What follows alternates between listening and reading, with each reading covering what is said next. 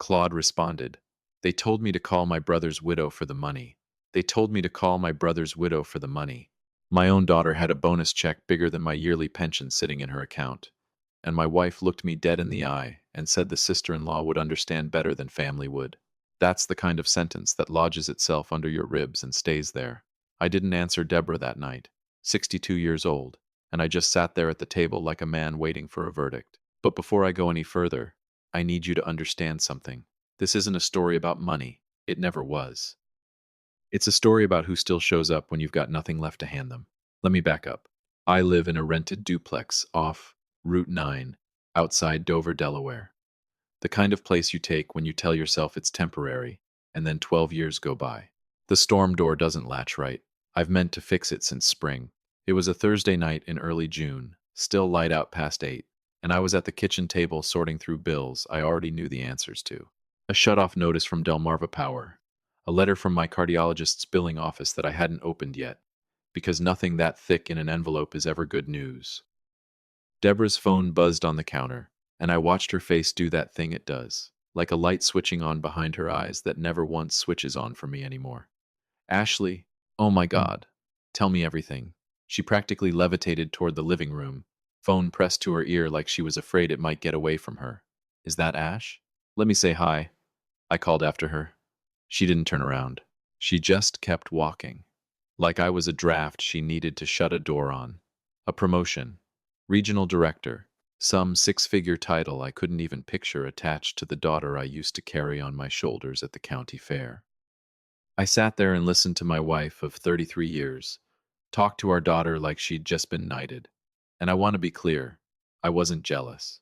I was just keeping score of something I already knew the total to. Deborah came back into the kitchen, still smiling, and the second she looked at me, the smile folded up and disappeared, like she'd taken off a coat she didn't need in this room. She's doing so well, Walter. Good, I said, and I meant it. Whatever had grown sideways between me and that girl over the years, I never once wished her anything but good. Deborah didn't say another word. She just slid the Delmarva bill across the table at me. Didn't ask about the chest pains I'd been calling heartburn for 3 weeks. Take care of this before they shut it off again, she said. Again. Like it was a pattern. Like I was the pattern. Now here's the part where I'm supposed to make myself sound better than I was. I won't. 9 years ago, I wasn't a man who threw the family's future away at some card table in Atlantic City. I ran a small HVAC business, decent-sized, built it up from a single van and a pager. Then I took a contract to retrofit a strip mall out on Route 13, and the developer who hired me went bankrupt mid-project, owing me for materials I'd already put on credit. My supplier sued me before I could sue him. Everything I had, tied up in liens and litigation for the better part of 5 years. Banks wouldn't touch me after that. My business partner took the good accounts and started over under a different name. And Deborah never once asked if I was okay.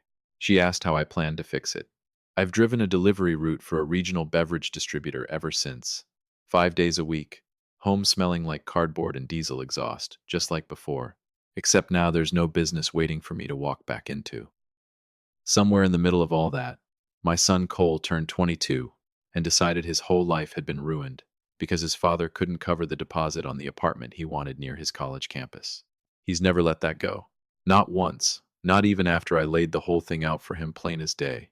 In his mind, I lost the money gambling, and he paid the price. Maybe a man needs a villain in his own story. I used to think that. And I was standing right there being cast in the part. My daughter Ashley's different, or she used to be, but there's another one. My younger daughter, Renee. Renee's 27, works as a home health aide over in Camden, about a 20-minute drive from here, the kind of job that doesn't come with a title anybody brags about on the phone. She was 17 when the lawsuits started, old enough to remember what the house used to feel like before we lost it, young enough that she watched me climb back up out of the wreckage instead of just grieving what we'd lost. She came by 2 nights after that call with Ashley, carrying a container of the soup her grandmother used to make, heavy on the dill, my favorite since I was a kid. She didn't say a single word about bills or Ashley's promotion. Just set it down on the counter, kissed the top of my head, and said, "You're still doing that thing where you clear your throat every 5 minutes, old man. It's nothing. Allergies." Uh-huh. She didn't believe me. She never did. You're seeing Dr. Whitfield Monday. Don't argue. I didn't argue. Never much point arguing with Renee. She'd gotten her stubbornness from somewhere, and I had a strong suspicion it was me. Doctor Whitfield wasn't smiling when he came back into the room. He set the folder down like it weighed as much as a cinder block. Walter, I'm not going to dress this up. There's a blockage, and given your family history, we're looking at open heart surgery. Not months from now. Weeks. There it is, I thought, the other shoe finally coming down. Okay, I said, because what else is there to say? So, we scheduled it. That's when the woman from billing came in, a kind-faced woman named Pam, who looked about as comfortable as a person can look, delivering bad news, and told me my supplemental coverage had a gap for the specific cardiac procedure Dr. Whitfield wanted to use. Before they'd even put me on the surgical calendar, I needed a deposit. $4,100. I can set up a payment plan for the rest, Pam said, but the surgical team needs that deposit up front. It's policy. $4,100. You know something funny? I used to gross more than that in a single good week back when the business was still mine. Now I sat in my truck in that parking lot, an 11 Ram with a check engine light that never turned off, and I ran the math 6 different ways. It came out the same every time. I didn't have it. My credit still looked like a crime scene from the lawsuit years. Not a bank in the state of Delaware was going to touch me. $4,100, I thought. And I've got a daughter pulling in a regional director's salary somewhere in a high rise in Wilmington. I told myself I wasn't going to call her. Told myself that for 2 whole days. Then I called her anyway, because that's what a father does. You swallow whatever pride you've got left. And you hope, God, you hope, that the kid you raised is still in there somewhere underneath the title on her business card. She picked up on the 5th ring, and I could hear it right away. A restaurant behind her, glasses, somebody laughing too loud, a bartender calling out a drink order. Dad, hey, can this wait? We're at Le Cirque celebrating the Hutchins account. Ashley, I need to talk to you about something serious. Yeah, okay, give me a second. Muffled sound, like she'd covered the phone. Then, all right, go. I told her all of it. The blockage, the surgery, the gap in coverage, the $4,100 I needed by the end of the week, or they wouldn't book the operating room. There was a pause on the line, long enough that for one foolish second I thought, maybe. Maybe, Ash? Her voice went flat, cold, in a way I'd never heard it before. Dad, I just spent the last 4 years clawing my way to this position. You know how hard I worked to get out from under everything that happened with your business. And now you want me to pull $4,000 out of my savings for what? More bad luck? Ashley, this isn't the business. This is my heart. You always find a way to make it my problem, Dad. Ask the hospital about financial assistance. That's what it's there for. A 4-second pause, and then, quieter, meaner. I've got a partner track to protect. I can't keep bailing out your bad decisions. The line went dead, just like that.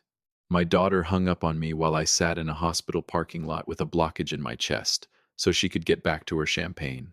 I called Deborah next, told her everything, asked if she'd talk some sense into Ashley, soften her up a little. Don't you dare ruin this for her. Deborah snapped. She worked hard to get away from all this, from your mess. Renee's got a steady job too, doesn't she? Ask her. Renee. My wife of 33 years still slipping and calling our younger daughter by the wrong name, half the time when she was too busy, being angry to think straight, mixing her up with some cousin. I hung up and sat in that truck a long, long while. Didn't cry. I was past crying by then. Just sat there thinking about how a man could spend his whole life trying to give his family a floor to stand on and end up alone in a Dodge Ram in a hospital parking lot, doing math that refused to add up right. I met Renee 2 days later at a diner off Route 13, the kind of place with cracked vinyl booths and a waitress who calls everybody sweetheart. I hadn't planned on telling her. I was going to eat my eggs and let her think everything was fine. She knew before I said one word. She always knew. Dad, she set her fork down. What's wrong? Tell me right now. So, I told her, and I want you to understand, I was ashamed. Ashamed to be sitting across from my 27-year-old daughter, a home health aide who probably didn't have $4,000 to her name total, about to need money her own sister had turned down without blinking. I didn't even finish the sentence. Renee reached into her bag and set an envelope on the table. Then she turned her phone around so I could see the screen. A confirmation from a title loan company against her car. Approved. $2,200. Dad stopped talking. Her eyes were wet, but her voice wasn't shaking at all. There's 1,900 cash in there, too. I sold my grandmother's ring this morning, the one she left me. My throat closed up. Renee, that ring. Rings can be replaced. She reached across the table and grabbed my hand, the way you hold on to something you don't intend to let go of. You can't. I'm taking the bus to my client's for a while since the car's got a lien on it now. It's fine. I could use the walk to the stop anyway. I sat in that booth and wept in front of a waitress named Donna and half the lunch counter. And my daughter, the one who never got a phone call full of pride, the one nobody bragged about to relatives, held my hand across a formica table and told me I was going to be all right. She's the only one who ever really saw me, I thought. I had no idea sitting in that diner just how much that moment was about to matter, or what was still sitting out there in a filing cabinet in a lawyer's office in Wilmington, waiting on me. But that's the next part of this. Stay with me. A letter showed up at Renee's apartment while I was still recovering from surgery I could barely afford, and it turned out to be worth more than every dollar my daughter Ashley ever refused me. I want you to sit with that a second, because I sat with it for 4 days before I told a living soul. But let's not get ahead of things. Let me take you back to the morning of the surgery first, because you need to understand what it cost to get to that letter. They wheeled me into pre-op at 5:30 on a Tuesday morning in late June, and the last thing I remember before the anesthesia pulled me under was Renee's face close to mine, her hand squeezing my fingers. You're going to be fine, old man, she said. I already told the nurses you're too stubborn to do anything else. They said stubborn people recover faster. Where did she learn to be this brave? I thought. 27 years old and steadier than I've ever managed to be in my whole life. Then the lights went out. I woke up 9 hours later with a tube down my throat and a weight on my chest like somebody had parked a car on it. Doctor. Whitfield came by that evening still in his scrubs and leaned down close so I could hear him over the monitor. We got it, Walter. Bypass went clean. You did good. I didn't cry. Didn't have the strength to. I just lay there thinking about Renee's grandmother's ring sitting in some pawn shop case with a price tag on it now, and how she bought me this, not the insurance company, not the hospital. My daughter bought me this with a title loan and a ring that used to belong to her grandmother. I'm going to make this right, I told myself. However long it takes, however old I get. I had no idea how soon that promise would come due. I spent the next 2 weeks recovering on Renee's pull-out couch, because my own house was just Deborah now, and Deborah hadn't so much as texted to ask how the surgery went. I wasn't going to lie up alone, listening to a heart monitor rental beep in an empty living room. Renee's apartment was small, one bedroom, over a laundromat near her clients in Camden, the kind of place where you can hear the dryers running through the floor.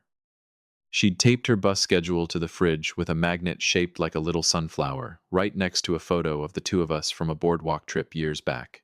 I looked at that bus schedule every single morning.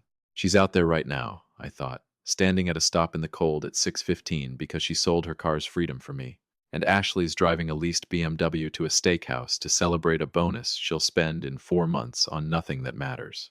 Renee would come home every evening, still in her scrubs, smelling like hand sanitizer in somebody else's kitchen, check my incision, heat up something simple, and sit with me through whatever true crime show was on. Never once complained, never once brought up the ring, never once asked when I'd pay her back. That's the difference, I thought, watching her doze off, sitting up in a kitchen chair one night, still in her work clothes. Ashley gives when there's an audience for it. Renee gives like it never once occurred to her not to. It's just love to her, plain as that. It was a Wednesday, 18 days after surgery, when the mail carrier knocked, instead of just leaving it in the box. Renee was at a client's house. I answered the door slow, still tender across the sternum. Got something certified, the carrier said. Need 2 signatures. One, envelope, from an outfit called Brightwater Solar Partners. The other with a return address I recognized instantly, because I'd been getting letters from them for 9 straight years. The Delaware Department of Natural Resources and Environmental Control. Here we go, I thought. Another update. Another 6 months of nothing. I almost set it down without opening it. But something made me sit at Renee's little kitchen table and tear it open right then. I read it twice. Then a third time. Slower. Because I didn't trust my own eyes. Remediation complete. Site released from state environmental hold. Effective the prior month. 9 years. 9 years of paying taxes on land I couldn't touch after a contractor I'd subbed dirt moving work to had illegally dumped runoff on a parcel I owned out past Felton, land I'd bought cheap, thinking I'd build a second shop on it someday. Before the state locked it down pending cleanup. Before it nearly finished burying me right alongside the lawsuits. Done. Released. Clean. I set that letter down like it might go off. Then I opened the second one. Brightwater Solar Partners. Turned out, while my land sat locked up under a state hold, a transmission corridor upgrade had gone in a half-mile from my property line, and suddenly 40 acres of cheap scrubland, with a bad reputation, was sitting exactly where a solar developer needed to plant panels and tie into the grid. The letter was an offer. Real. Signed. Numbers behind it. $11 million. Cash. 45-day close. I read that figure maybe 20 times. I want to tell you I hollered and ran laps around that apartment. I didn't. I sat very still. $11 million, I thought. And 3 weeks ago I was crying in a diner because I couldn't scrape together 4,100. I looked up, and my eyes landed right on that bus schedule, stuck to the fridge with the little sunflower magnet, Renee's handwriting in the margin, a client's address, and a reminder to buy stamps.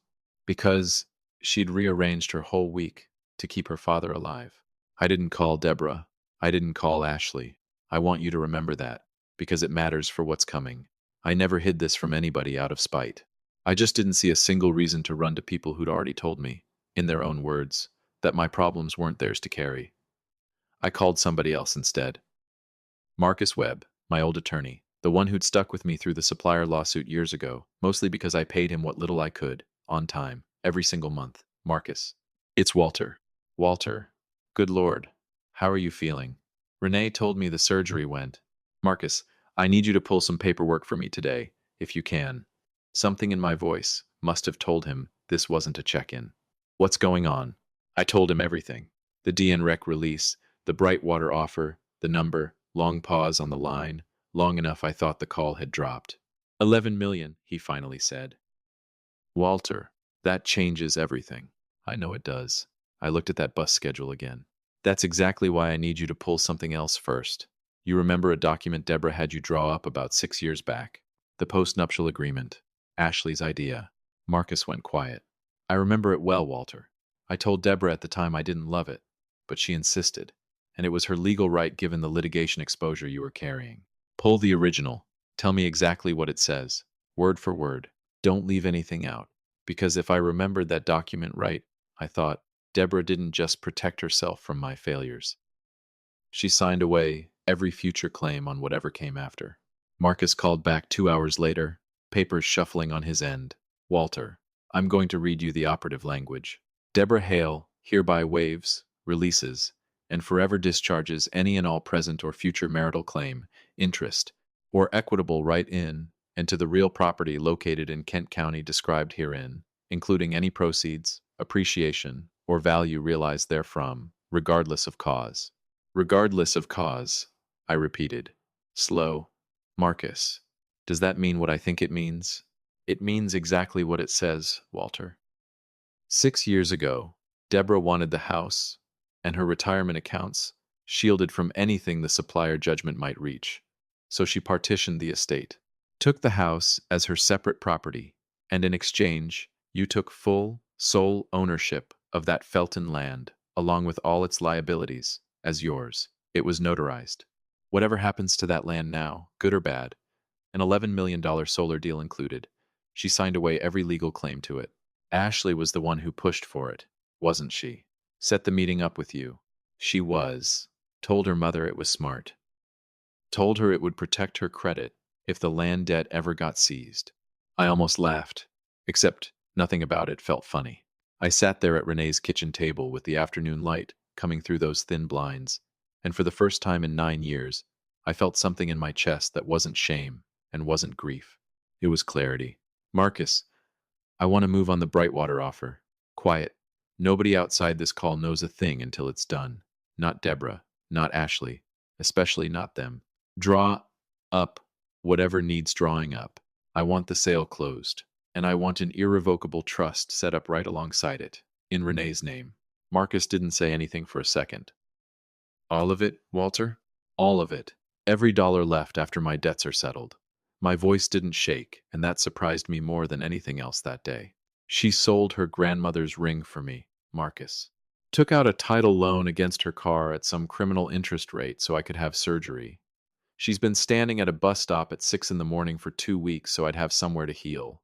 Meanwhile, my other daughter told me to ask the hospital for charity, and my wife told me not to ruin her big night.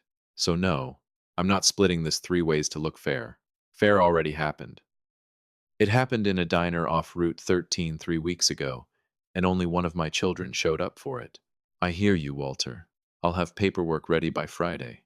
One more thing. Don't put my name on the deed to the house I'm buying her either. Trust owns it outright. I want this airtight. You understand me? Airtight, Marcus said. Understood completely. I hung up and sat a long while in that quiet apartment, listening to a dryer thumping through the floor below, looking at that little bus schedule with its sunflower magnet. They're going to find out eventually, I thought. And when they do, they won't come asking how I'm feeling. They'll come asking about the money. Maybe that's who they've always been. I wasn't wrong, but not the way I expected, and not for the reason I expected. See, I figured Deborah and Ashley would show up because word had traveled about the land. They didn't know a single thing about it yet when they showed up at Renee's door 9 days later. They came because Ashley was drowning in a mess of her own making, and she needed money bad enough to walk right into the one place she'd sworn she'd never set foot in again, her broke, embarrassing father's temporary bedroom on her sister's pull-out couch. She had no idea what she was about to find waiting for her. Neither did Deborah, but I did.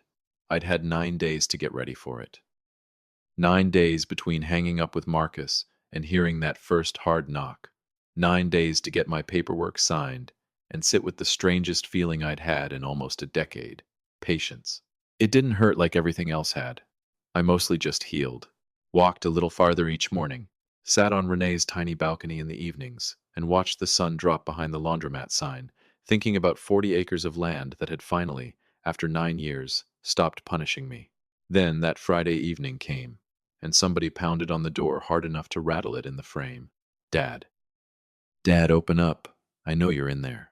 Ashley's voice. Loud, frayed at the edges, in a way I'd never once heard from her. Not the polished, satisfied Ashley from the steakhouse. Something else was riding underneath it now. Renee got to the door before I did, still in her scrubs, and pulled it open with a look I recognized. The look she probably gave difficult family members of her clients. You want to explain why you're pounding on my door like a bill collector? Ashley pushed past her without answering. Deborah right behind her, arms crossed, jaw set. Neither one of them looked at me. Not one word about the surgery, not one word about the scar still healing under my shirt. Dad, Ashley's voice cracked right in the middle. We need to talk. Now. There it is, I thought. Not how are you feeling. Not I'm sorry. I hung up on you in that parking lot. Straight to business. Same as it ever was. Sit down, Ashley. You look like you're about to need a cardiologist yourself. She didn't sit. She paced. I was looking at the county recorder's site today. Brightwater Solar just filed a memorandum of purchase. 40 acres out past Felton. That's your land, Dad. $11 million cash. You sold it, didn't you? Deborah's mouth fell open. 11. Walter, is that true? So that's how they found out, I thought. Not from me. From a public filing. Almost funny, in a sick sort of way. It's true, I said, calm as I could hold it. Closed 11 days ago. 11 days? Ashley's voice climbed. You've had this for 11 days and didn't call me? Your own daughter? I looked at her a long moment. Last time I called you, Ashley, you were at Le Cirque celebrating an account while I sat in a hospital lot trying to figure out how I was paying for open heart surgery. You told me it wasn't your problem. So no, I didn't feel obligated to call the second something good happened either. That should have been the moment she softened. It wasn't. You hid this from us. Her finger came up, jabbing at me like it made the words truer. You knew the cleanup was finishing. You knew that land was about to be worth something. You let us think you were broke this whole time. Mom's driving a 9-year-old Accord, Dad, while you sat on a fortune just so you could hand it to your favorite the second it paid off. She actually believes that, I thought, rewriting the whole thing in real time and meaning every word of it. Ashley. My voice came out quieter than hers, which somehow made the room go quieter too. I didn't know that land was worth a nickel until 18 days ago. Found out sitting at your sister's kitchen table, recovering from surgery she paid for. You want to talk about hiding things? I didn't hide a fortune from this family. I hid the fact that I was terrified for 9 straight years. Because every time I tried to talk about it, your mother told me to fix the bill, and you told me I ruined your 20s. Deborah stepped in, arms still crossed, chin lifted. Don't you dare stand there and play the victim, Walter. I stood by you for 33 years, while you dragged this family through every disaster you ever cooked up. That money belongs to this family. You are being vindictive. You are being cruel. You're being stingy, Ashley finished for her. And it's disgusting. Stingy. I almost laughed out loud at that one. A woman who wouldn't hand her father $4,000 for heart surgery, calling him stingy over 11 million. We're not asking anymore, Ashley said, and here's where her voice dropped low, mean, the voice of somebody who thought she was already winning. Mom's filing for divorce Monday morning. Financial abandonment, irreconcilable differences, the whole thing. My attorney's drafting a motion to freeze every account tied to that sale until a court sorts out an equitable split. You hid marital assets. That's not gray area, Dad. That's fraud. My firm's litigation partner already looked at it. You're going to be buried in filings so long you won't have a dollar left standing by the time we're through. She slammed her palm flat on Renee's kitchen table, the same table where weeks earlier her sister had slid an envelope of cash across without a second thought. My daughter's table, I thought, glancing at Renee's face, and she just put her fist on it like she owns the place. I looked at Ashley, a long moment. Then, at Deborah. Then I stood, slow, careful, still tender across the chest, and reached into my jacket pocket. You want to talk about lawyers, Ashley? Let's talk about lawyers. I pulled out 2 folded documents and slid the first one across to Deborah. You remember this? She looked down, and I watched the color drain out of her face before she'd finished the first line. 6 years ago, I said, you and Ashley sat me down at my own kitchen table. You were scared the supplier judgment was going to reach your accounts because of the Felton land debt. Ashley's idea, by the way, her brilliant idea, told you it would protect your credit if the debt ever caught up with the property. So you signed this. Had your own lawyer draft a partition agreement. You took the house and your retirement as your separate property and legally forced me to take 100% of that land and every liability attached to it as mine. Read it again, I said, as gentle as I could manage, because there wasn't a drop of satisfaction in me watching her hands start shaking. It doesn't say debt. It says regardless of cause. You didn't just protect yourself from my failure, Deborah. Under Delaware law, you converted that land into my sole separate property. You signed away every future claim on its value, regardless of cause, just to keep your hands clean. Your own attorney explained it to you. Ashley witnessed the signature. Ashley's face had gone pale too, but she wasn't done, never was. That doesn't matter. I'll still take you to court. On what grounds? I slid the second document across to her. Take a look before you finish that sentence. She looked down. A bank statement. Renee's bank statement. $14, I said. That's what's sitting in your sister's checking account right now. $14. Ashley. Because 3 weeks ago she sold her grandmother's ring and took out a title loan at 24% so I could get on an operating table.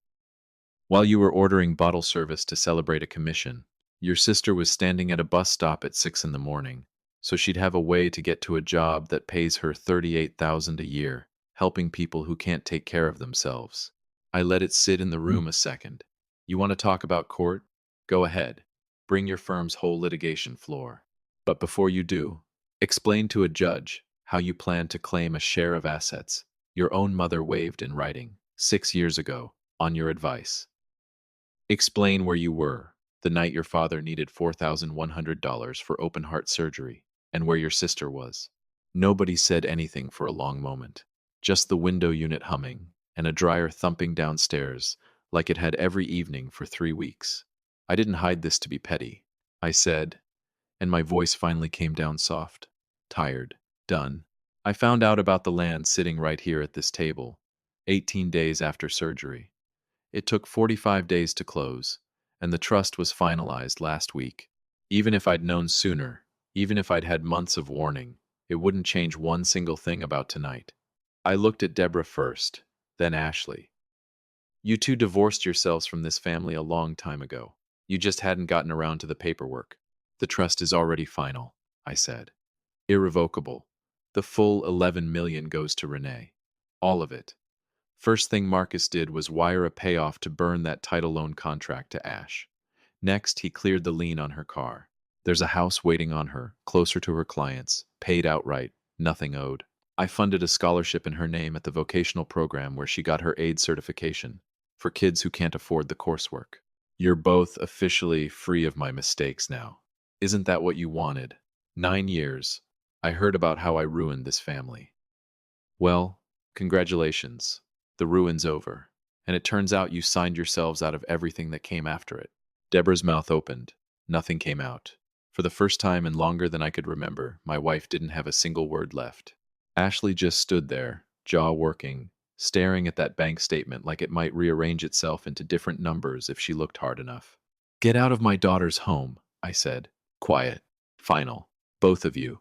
They left in a silence I'd never once heard. Out of either of them in 33 years of marriage and 29 years of raising that girl. No slammed door. No last word.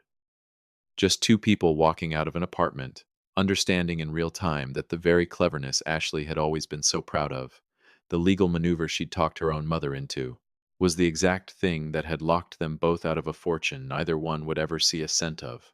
Renee stood in the kitchen doorway after they'd gone, arms wrapped around herself, watching me. Dad. Her voice was barely a whisper. You didn't have to give me all of it. Yeah, I said. I did.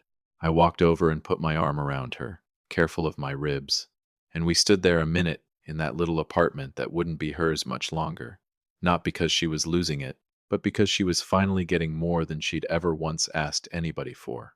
Rings can be replaced, she'd told me weeks before, sliding an envelope across a diner table. You can't. She'd been right about that. Turned out I couldn't be replaced either. Not to her. And in the end, that was worth more than any number Brightwater Solar ever wrote on a piece of paper. We stood there in the quiet, my daughter and me, finally safe, finally free.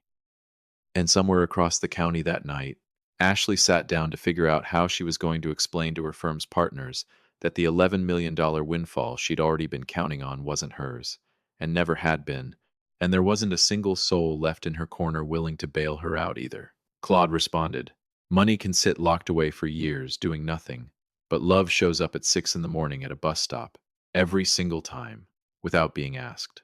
Money can sit locked away for years doing nothing, but love shows up at 6 in the morning at a bus stop, every single time, without being asked.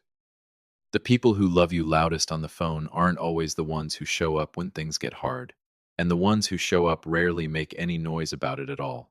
Notice who's really there. Hold on to them tight. That's the whole fortune, right there. A small note for you. This story was imagined and written by AI, meant purely to entertain, but carrying a real and heartfelt lesson inside it.